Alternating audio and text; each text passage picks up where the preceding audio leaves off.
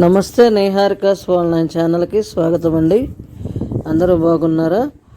ఈరోజు చాలా మంచి విషయంతో మేము ముందుకు వచ్చాను. అన్నీ మంచి విషయాలే ఉంటాయి కదా, చివరిదాకా చూసి లైక్ చేసి షేర్ చేయండి.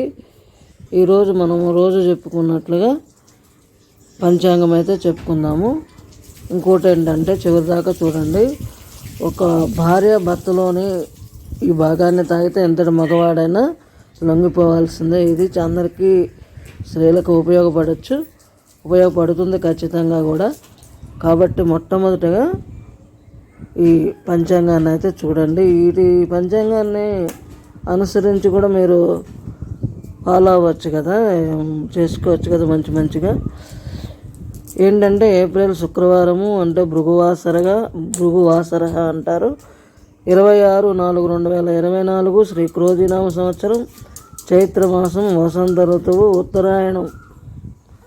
ఇంకా ఈరోజు సూర్యోదయం ఉదయం 5:44, సూర్యాస్తమయం సాయంత్రం 6:18.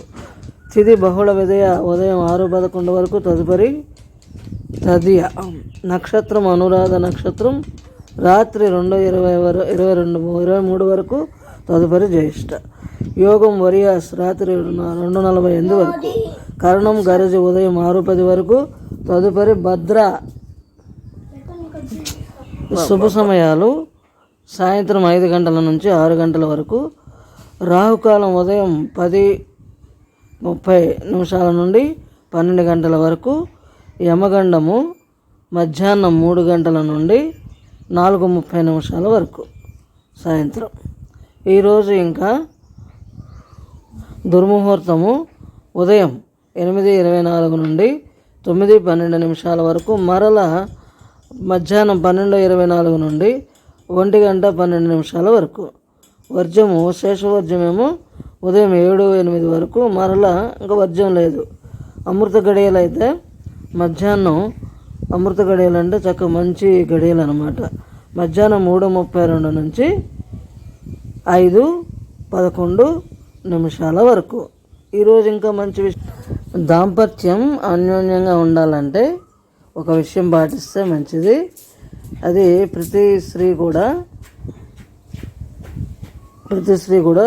తన భర్తలోని ఒక భాగాన్ని తాకుతూ ఉంటే ఆ భర్త ఎప్పుడు పాజిటివ్గా ఆలోచిస్తూ ఆమెకి హెల్ప్ చేస్తూ ఉంటారు, ఇంకా ప్రేమగా చూసుకుంటారు. ఏంటంటే అది ప్రతి స్త్రీ వివాహం తర్వాత తన భర్త ఒక ప్రత్యేకమైన భాగాన్ని తాకుతూ ఉంటే ప్రతిరోజు ఉదయం లేచిన తర్వాత, మళ్ళీ సాయంత్రం భర్త పని నుంచి వచ్చిన తర్వాత భార్య ఇలా చేయాల్సి ఉంటుంది. ఎలా చేయాల్సి ఉంటుంది చూడండి. తన భర్తలోని ఈ భాగాన్ని తాగడం లొంగడానికి చిహ్నంగా పరిగణించబడుతుంది. అంటే లొంగిపోవడం అంటే ప్రేమగా చూసుకోవడం అంటే ఇంకేదో కాదు. దీంతో భార్యాభర్తల మధ్య ప్రేమ పెరుగుతూ ఉంటుందన్నమాట.